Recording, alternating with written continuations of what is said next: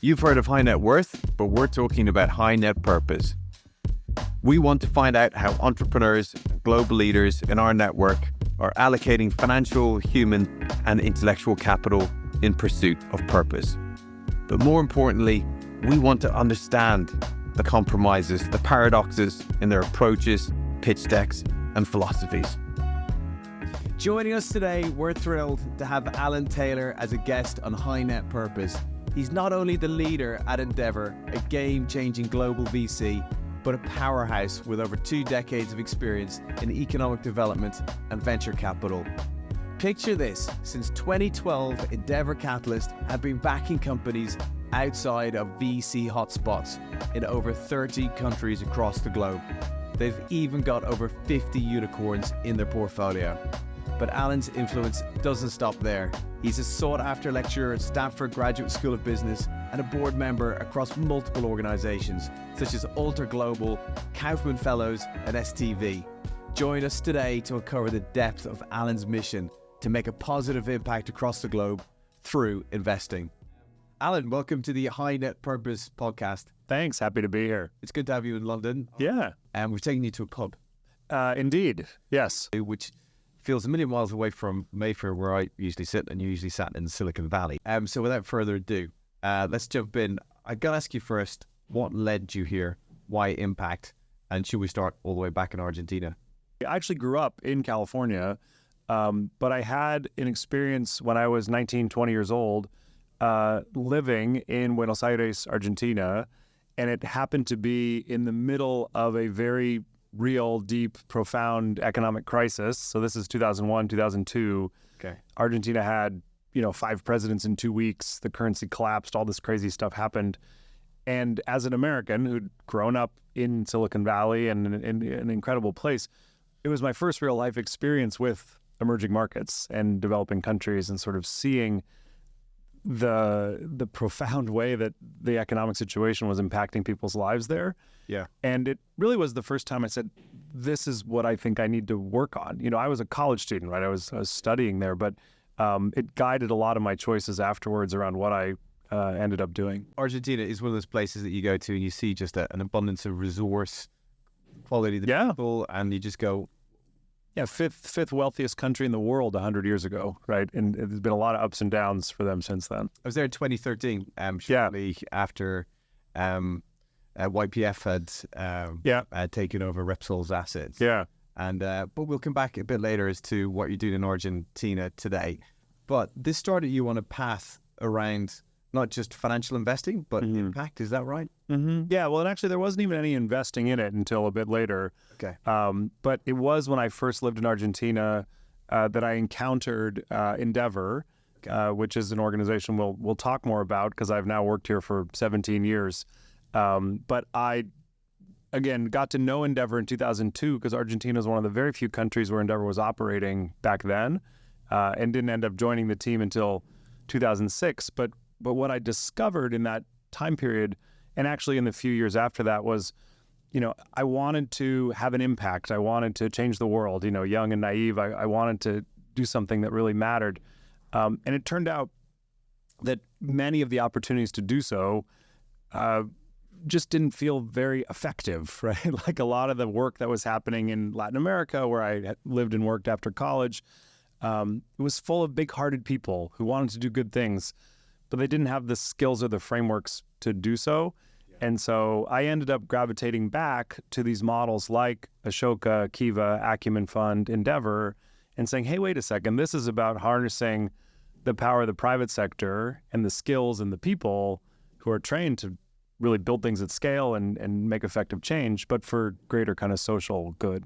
So for people who don't know about Endeavour, can you explain the model? Of course. I found it quite complex to get my head around initially, particularly when you're thinking about not-for-profits, but also in scaling businesses and all the rest of it. And there's definitely been a bit more of a, amongst people, awareness of different marketing things around these models, etc. But Endeavour, we know through our clients at Island Bridge, is an amazing organization. So can you help us understand that more? Yeah, we can unpack it a little bit. Endeavour is kind of a strange animal, right? And so it takes a little bit to really figure out what it's all about.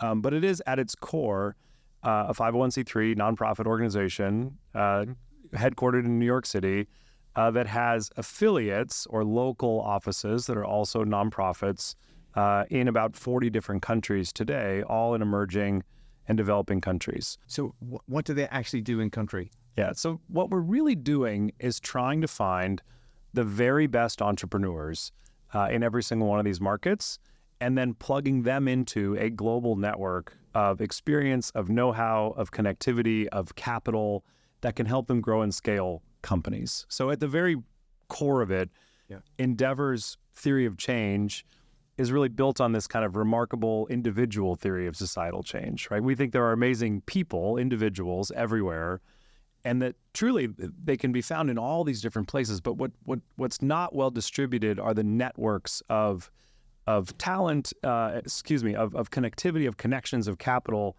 that we can bring to that talent. So Endeavour thinks if we can put local teams in place that can find these entrepreneurs, then we can connect them into that global network. And basic question, but why? Why? Yeah, a not-for-profit that's trying to help these entrepreneurs to scale their businesses. What are we missing? Is there something in it for the Endeavour people who initially founded it?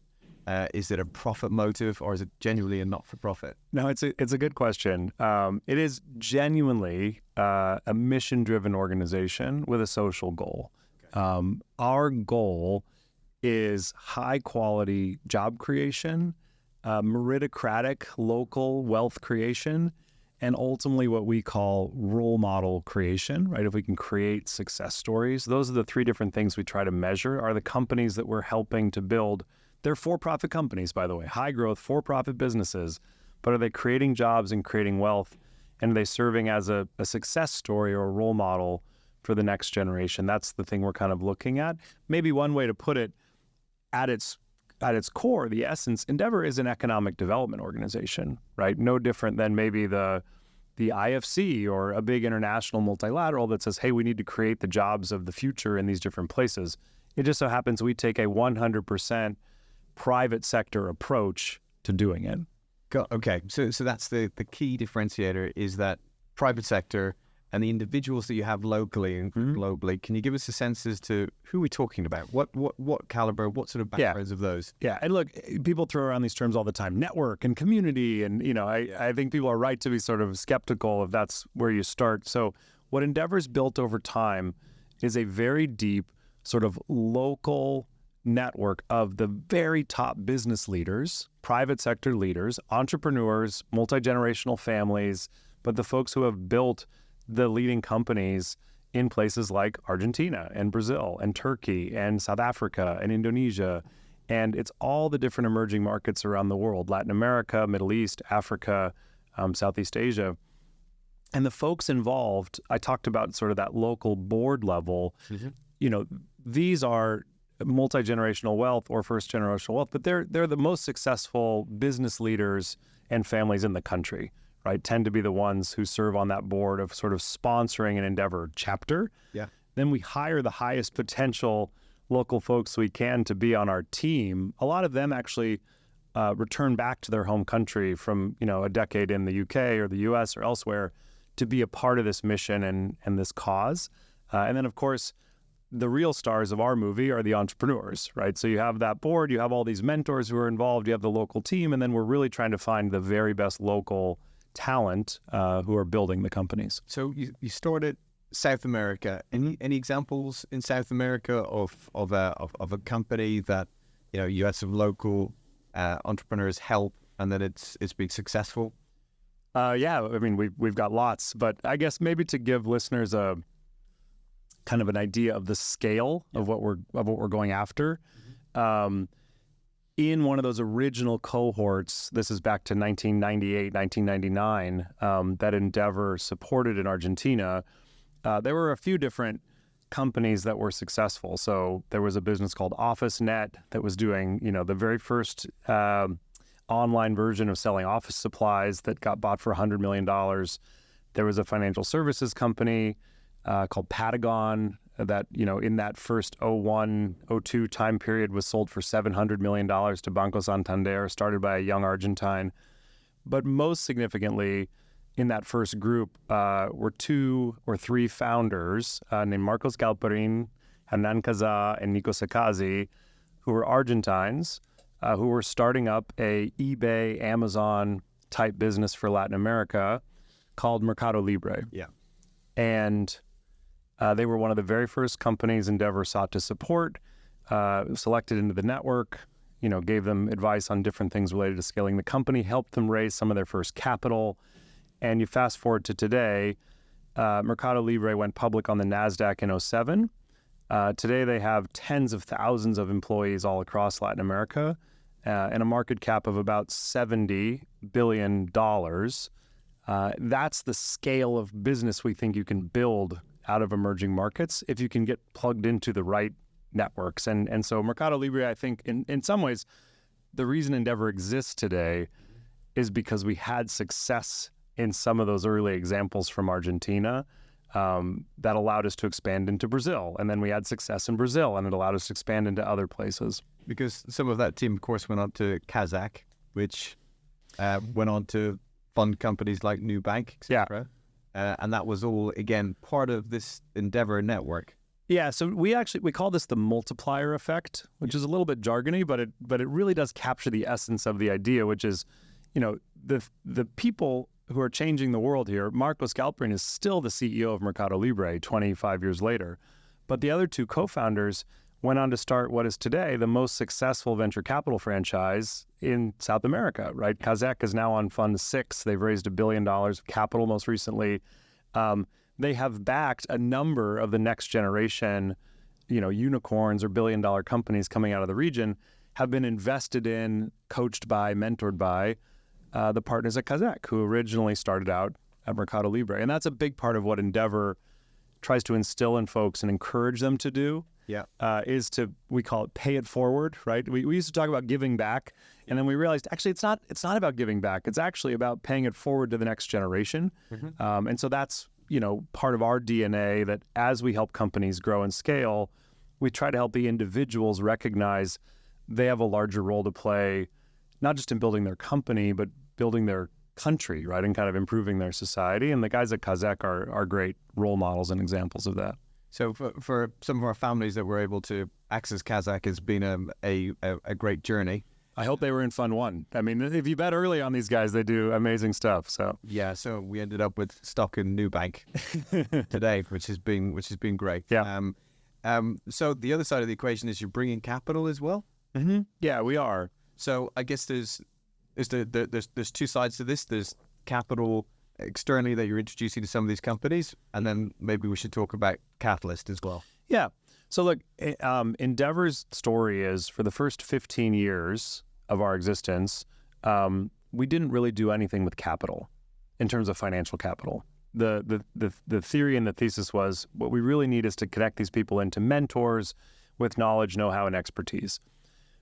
What we realized over time was that it would also have a profound impact on some of these businesses if we were able to, in a systematic, sort of organized way, connect them to some of the world's best investors, right? And some of the smart connected capital, because that capital could have a profound impact not only on how fast they can grow, but on the ultimate kind of magnitude of success. And the Mercado Libre story we shared is one example, right? We didn't have a program for connecting to investors back then, but it was something we organically ended up doing with that team.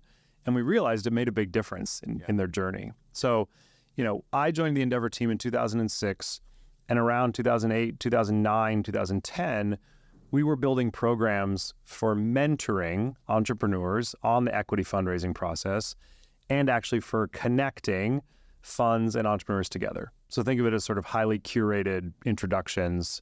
And just one quick point there, because we've talked a lot about South America. Yeah.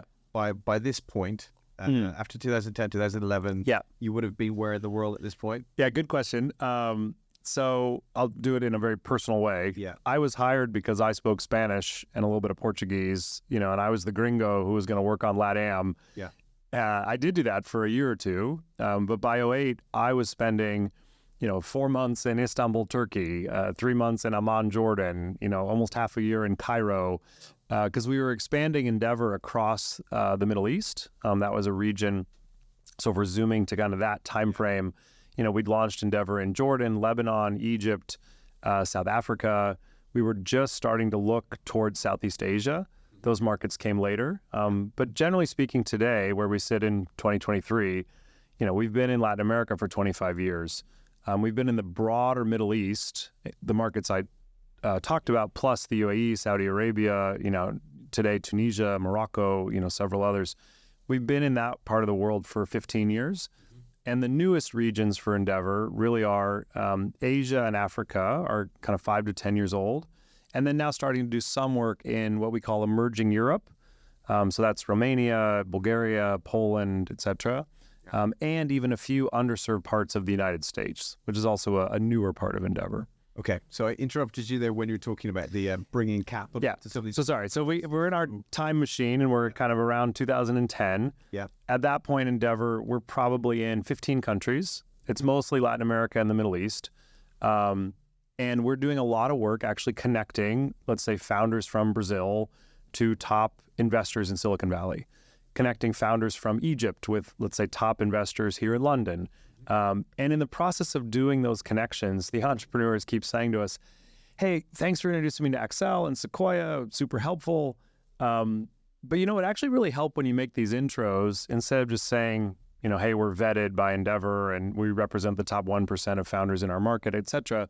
If you just said, I'm also investing, right? And it kind of challenged our original belief, which was that we should be neutral and we shouldn't be an investor, and all the power in the mission was by actually not being an investor in the company. In fact, at one point there was a tagline for Endeavour, this is going back to like 06, 07, where someone said, oh yeah, I understand, it's venture capital without the capital. Right, that it's like all the things you do to help a company but without actually putting in the money. Yeah. Interestingly, around the same time this was happening, kind of bottoms up from our entrepreneurs, there was an important moment in Endeavour's history where Reid Hoffman, the co-founder of LinkedIn, joined the global board of the nonprofit. Okay. So he became a board member, I think, 2011. And in one of the first meetings, he challenged that assumption we've had for 15 years, which was, oh no, we don't invest in the companies because we can't pick and choose and we're helping them all. And he said, yeah, but you could design a way to invest in the companies and still support them all. Because we've skipped a step there, and I know it's been partly due to my questioning. That's okay. It's such a phenomenal story, but because when you're picking these entrepreneurs, how involved is that? Oh yeah, sorry, quite. The full answer is an hour-long description, so I'll give you the short version. But there is a very, very rigorous process to become an Endeavour entrepreneur.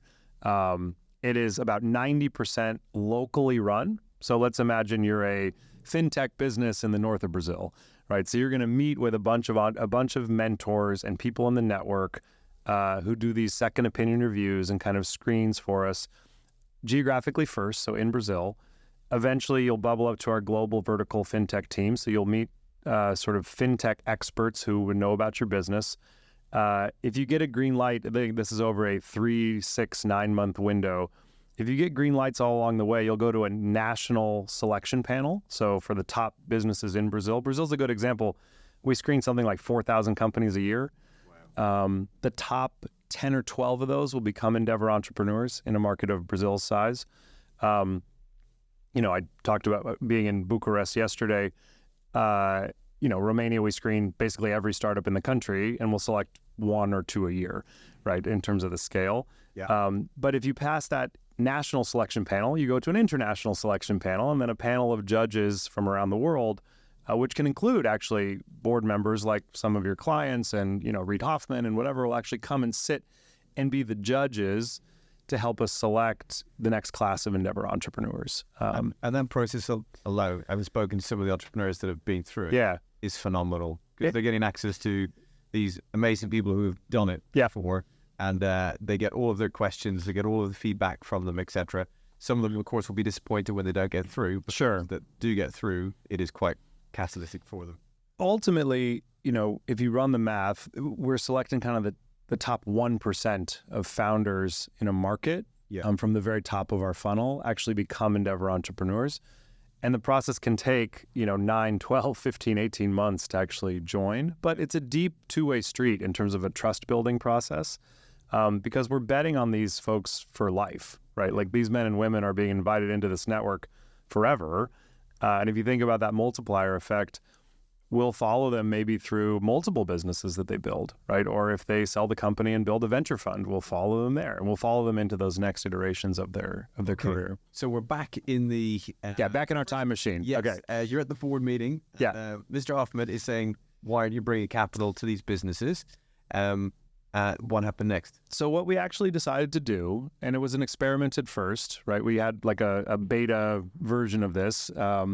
Actually, Reid and several others donated some money to give us a chance at our first fund. So our first fund was, $10 million. It didn't have any LPs at all. It was just donations to the nonprofit to kind of test this theory.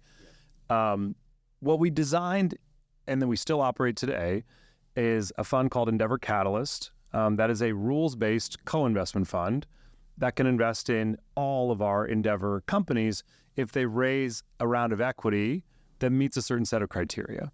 And the criteria are designed to be pretty simple, but it's if you're an Endeavour entrepreneur, meaning you've already gone through that whole crazy, intense process with us, right? And then you're going to the market to raise $5 million or more of equity. So in venture terms, this is Series A or B most of the time. And then we're able to help you attract a top-tier venture fund or growth equity fund to actually lead that round. We will automatically invest in the round. And that's the way we've built Endeavour Catalyst, is to essentially say, you're raising $20 million? Great. We're in for $1 million. We do 5% of the round up to a couple $1 million. Yeah. We're not going to set the terms or negotiate the price. We want to be on your side as the entrepreneur, but we're going to try to help you find a world-class investor to do that. And then we'll invest and piggyback essentially on their terms and invest at exactly the same terms and price. Got you. Okay. So at the end of all of this, you've ended up as a VC fund with your 20% carry, where you guys are all getting other people's money. Job well done. Yeah, not quite. Okay. So there's more to the story. So we do end up building a venture fund. Yeah. And, for those listening, Endeavour Catalyst today, we're on Fund 4. We manage $500 million. It's turned into a real franchise. With amazing investors, LPs in there. Last one, you had to, raise more than you wanted to almost. Yeah, we Fund 4, we tried to raise $200 million. We tried to hard cap at 250. We ended up at 292. We finally said, okay, the strategy doesn't need more capital than this. Yeah. But, that was a result of the fact that very first $10 million beta fund is about an 8.5x DPI, right? Like we actually made real money from the beginning of doing this, and people could really see that by the time we were on Fund 4. Oh, maybe for recent investors in venture capital, you should explain DPI. Sorry, that means actual money back, right? Like realized. Because venture, you get a lot of reports on, hey, your investment is worth 5x, 10x, but it's all on paper. Yeah.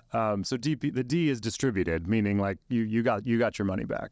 But back to the fee structure. So you guys are getting a fee on this. Is that what it's all about? No. So I'd say the most important things of how we designed this fund to be fundamentally different than a regular fund. One of them is how we do the investing, right? That rules-based strategy I just talked about. And it's turned out, we'll get into some of the results, but it's worked really, really well because we really do almost a double due diligence on every company, right? Because we do the diligence to get them into Endeavour, but then we're only investing when, let's say, Axel or someone is doing diligence on the actual investment and underwriting and pricing. And so it's turned out to be quite a good way to invest. But the other twist is we, as the nonprofit, Endeavour, we are the management company. We are the GP of the fund. We own the fund. And we've built it very intentionally to be for the benefit of the Endeavour community and to the benefit of the Endeavour program. Wow. Right? And so the goal of this is not only to help our entrepreneurs and to build these ecosystems, but to obviously make money for LPs and make money to fund the future of Endeavour. And so the fee structure is very different from your traditional 2 and 20 model. The first thing is that we don't charge a 2% management fee because we don't need to, because Endeavour already exists. We have 600 employees. We're doing all the sourcing. We're doing all the work. There's an annual budget of about $60 million US that's funded by this philanthropic history, right? $60 million a year. Yeah, 600 employees, big footprint, right? So if you're an LP in the fund, you're like, wow, I benefit from all this infrastructure that's already been built, right? And all the companies that are getting screened and everything. So all we end up having to charge back to LPs are the expenses of running the fund, which is finance, legal, back end, things that we didn't do before when we were a nonprofit. But, think of it as the equivalent of a management fee closer to 1% than 2%, right? Because we're just charging expenses.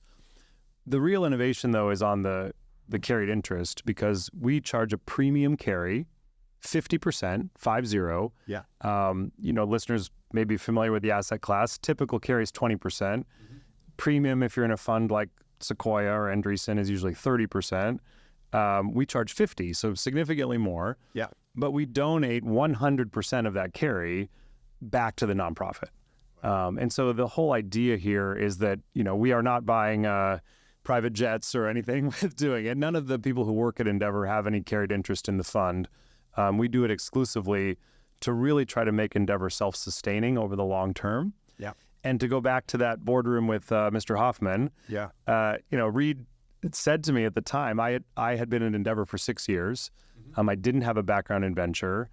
There was a big discussion of hiring an outside fund manager or teaching one of the, internal sort of the kids at Endeavour, the young people, like how to be a fund manager. And Endeavour took a bet on me, sponsored me to do the Kaufman Fellows program, really taught me this business, right? And I had amazing mentors, people like Reid and Jason Green and Nick Beim, who all have, 20, 30-year careers as some of the most successful venture capitalists. They really coached us on how to do this, which has been phenomenal. But I remember Reid looked at me and said, so if we get this right, we will make Endeavour self-sustaining. It's probably about a 15-year project. Are you up for that? I was 31 at the time. I can say today, very happily, we're 11 years in. We've returned over $100 million back to the nonprofit already. But in many ways, we're just getting started, right? Because in another kind of 3 to 5 years, and he wasn't too far off, right? Around that 15-year mark, we're going to start to generate meaningful revenue that will fund the nonprofit's activities. So I want to get into the learnings that you've had from this extraordinary seat. Sure. You've been in for the last number of years. I think I have the greatest job in the world, so I hope that comes through.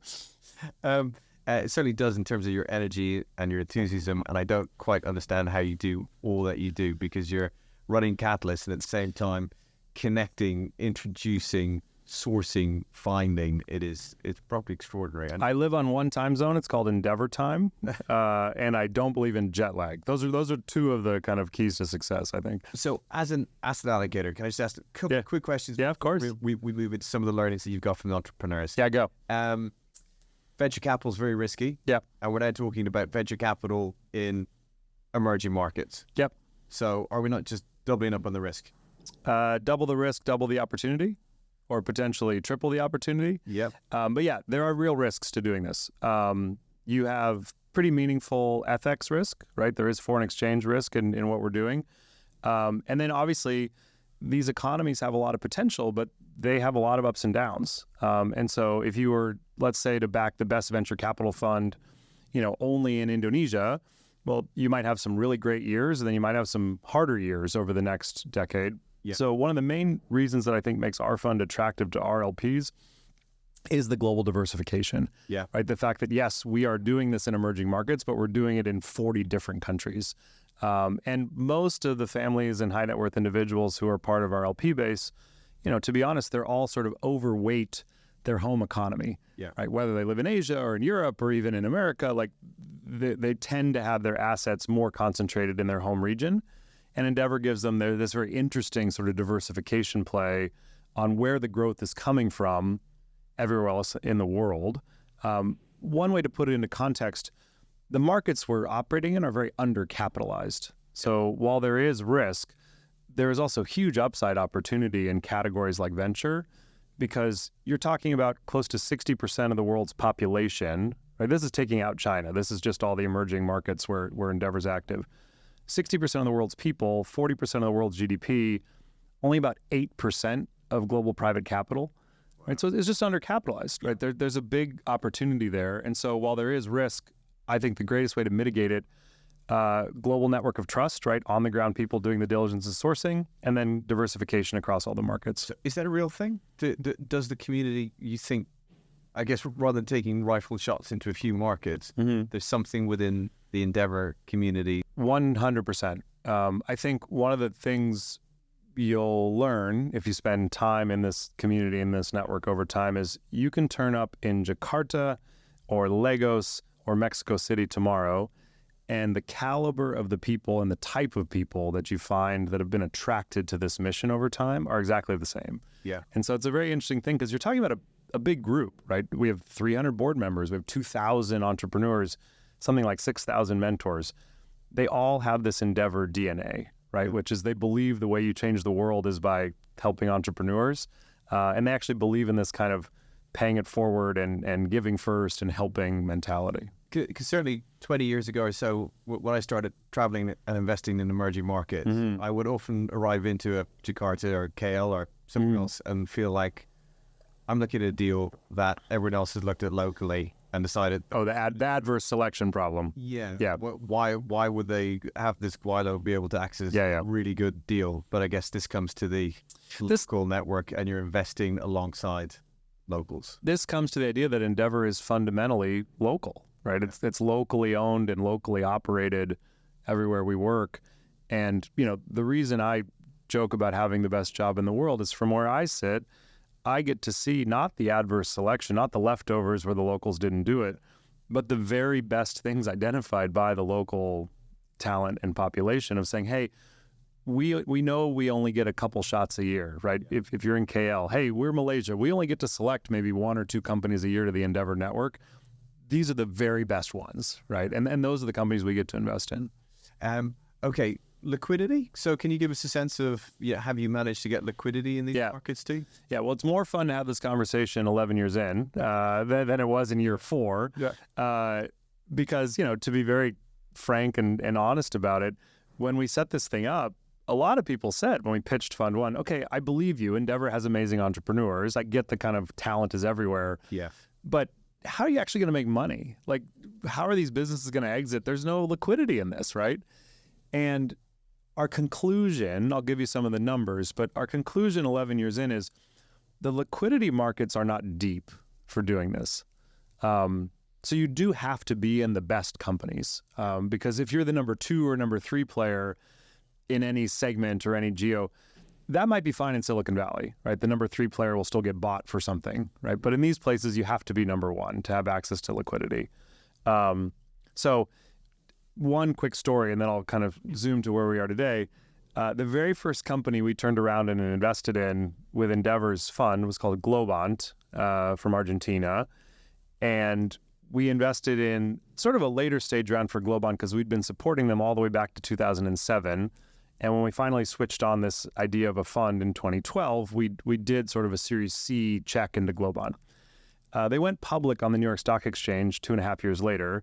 And so we were one company, one IPO, right? That was kind of the start, which was fun and felt good and sort of validating and allowed us to raise Fund 2. But there was then quite a long period of not a lot of liquidity through 2013, 14, 15, 16.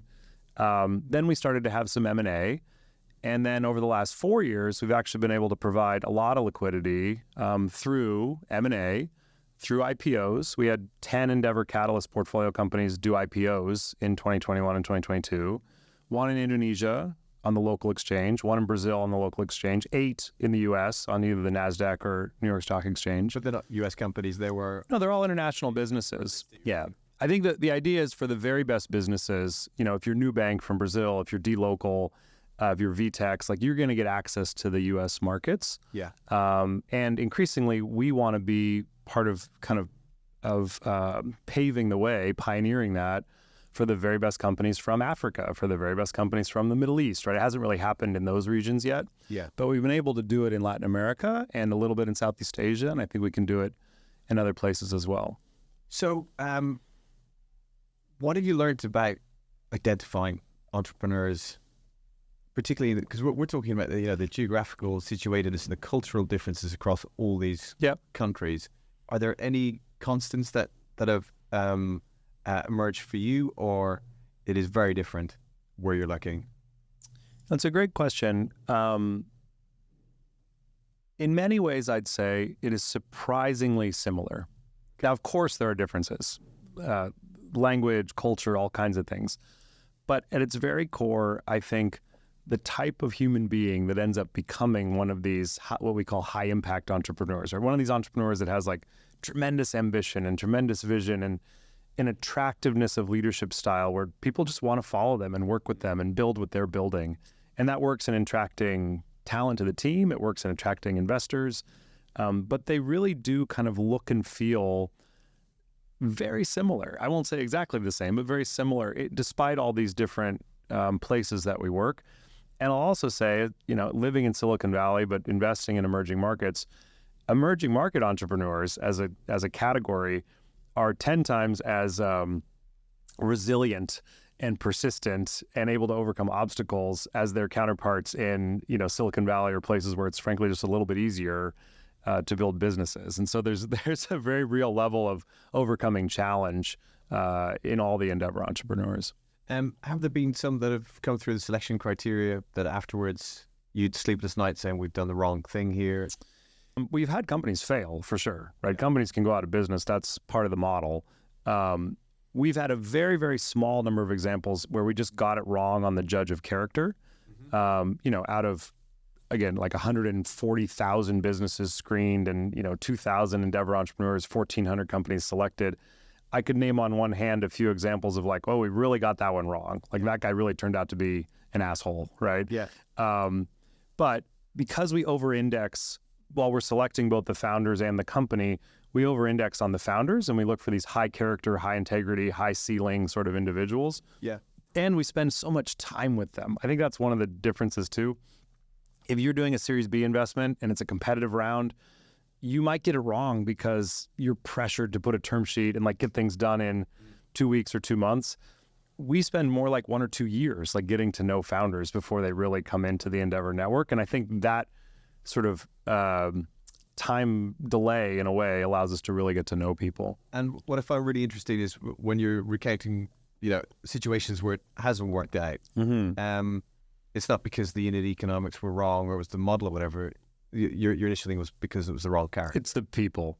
Yeah. I mean, look, if we got the unit economics of a business wrong, or let's say a business model that worked in a certain environment in terms of the cost of capital and then changed significantly, that's fine. We'll live with that. We'll actually even probably back those founders in their next company, right? When they build something new. But for us, the only thing that's really amiss is if we select somebody into the network that we realize over time just doesn't have the ethos of what it means to be part of Endeavour. You've used the word impact a few times. Yep. What does impact mean for you? Yeah, it's a loaded term, right? Especially in these conversations. Endeavour even started 10 years ago using this term high impact to try to differentiate from, people were talking about impact in every single way. But ultimately for us, right, we are trying to help build the future of these economies around the world. We talk about building the jobs of tomorrow. But the real impact, I think, is in the leaders, in the human beings, in those remarkable individuals that we're supporting as Endeavour entrepreneurs, and to helping them sort of scale into being the best versions of themselves. We've recently started internally talking a lot about, Endeavour helps you scale your company and scale yourself. And if we can, over a period of, 10, 20, 30 years, create several thousand individuals who are not only remarkable leaders of businesses, but think about their role in society as being a role model and being an agent of change and sort of helping the next generation. And in some ways, that's happened very organically where I grew up in Silicon Valley, right? We're on sort of like generation 11 or 12, and the successful entrepreneurs tend to help the next group, right? And mentor them and angel invest in them and do those things. And when we talk about this multiplier effect, we're trying to do exactly the same thing. We're trying to help these entrepreneurs from all over the world sort of find their peer group, right? Find the class of founders and people who look like them, and then invest into that next generation. And if we can do that, then we'll have had a real impact, right? And so in the short term, we'll measure these things like jobs created by the portfolio or, wealth created or revenues last year. And we have a lot of those operational metrics. But the real impact is over a 10, 20, 30-year period. Can you change the way entrepreneurship is viewed in a society, right? Can you give people local success stories that they can look up to?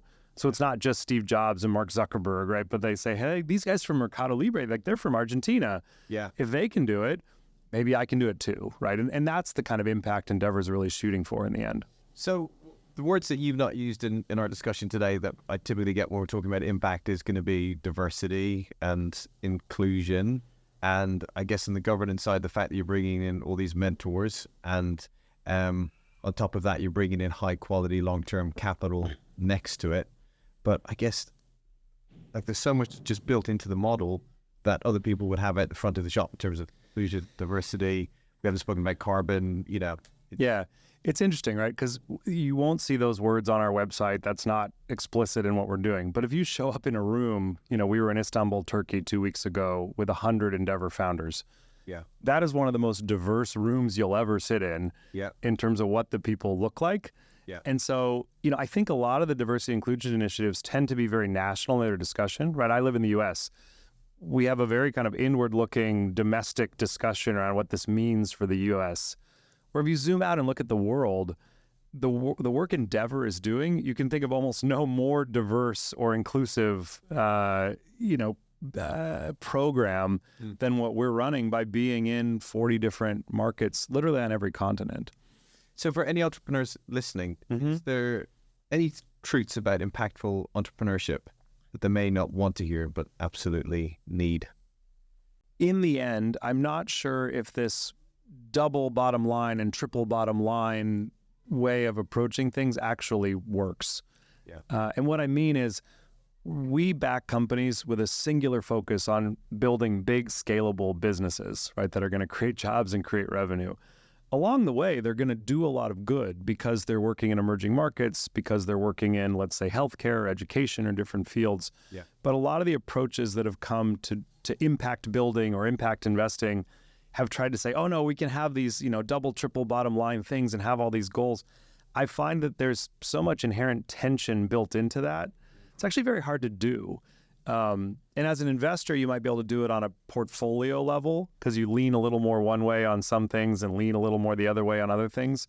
But as a founder, it really, really is difficult at a certain point to ask yourself, like, well, what am I actually really optimizing for in this choice that I have to make right now in the company? And we have found that the pure economic model of like when the motives are to build a really, really big, important company, you'll have a lot of the impact along the way. So one of the closing questions for you, over the years on this journey, has there been any recurring challenging things for you that you found to be a bottleneck or a real difficult thing to get through? I think it took me a long time to realize that you only get 168 hours in a week. And what I mean is there are so many amazing things to do within Endeavour and within our mission.